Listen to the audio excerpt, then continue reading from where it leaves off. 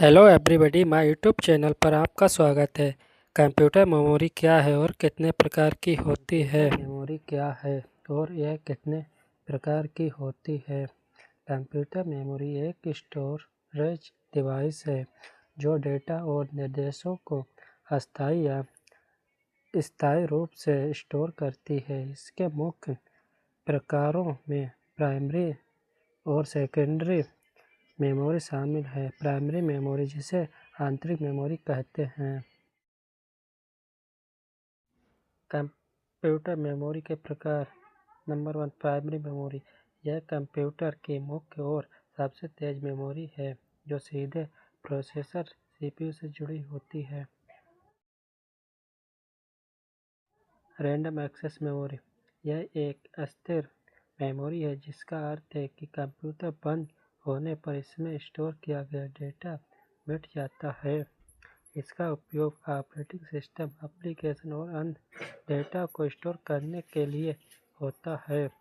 वर्तमान में उपयोग में है DRAM, dynamic random access memory, सबसे आम प्रकार जो तेज होती है और सस्ती भी होती है। SRAM, static random access memory, DRAM से तेज होती है लेकिन अधिक महंगी होती है। Number 2, read only memory. यह एक स्थायी मेमोरी है जिसका अर्थ है कि कंप्यूटर बंद होने पर भी इसमें डेटा बना रहता है।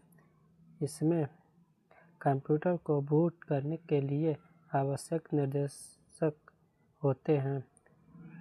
Masked read only memory. यह रोम का एक प्रकार है जहां डेटा को निर्माण के समय ही मास्क का उपयोग करके स्थायी रूप से लिखा जाता है। एक बार इसे बना दिया जाए तो डेटा को बदला नहीं जा सकता।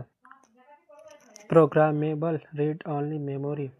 यह एक खाली चिप के रूप में आती है जिसमें प्रोग्रामर नामक एक विशेष उपकरण का उपयोग करके एक बार प्रोग्राम किया जा सकता है। प्रोग्राम करने के बाद डेटा को बदला नहीं जा सकता है। Erasable programmable read only memory EPROM। इस प्रकार की रोम को बार बार प्रोग्राम और मिटाया जा सकता है। इसे मिटाने के लिए चिप पर एक खिड़की के माध्यम से पराबैंगनी प्रकाश का प्रयोग किया जाता है। Electrically erasable programmable read only memory EEPROM। यह EEPROM से बेहतर है क्योंकि इसमें पराबैंगनी प्रकाश के बजाय विद्युत संकेतों का उपयोग करके इलेक्ट्रॉनिक रूप से मिटाया जा सकता है।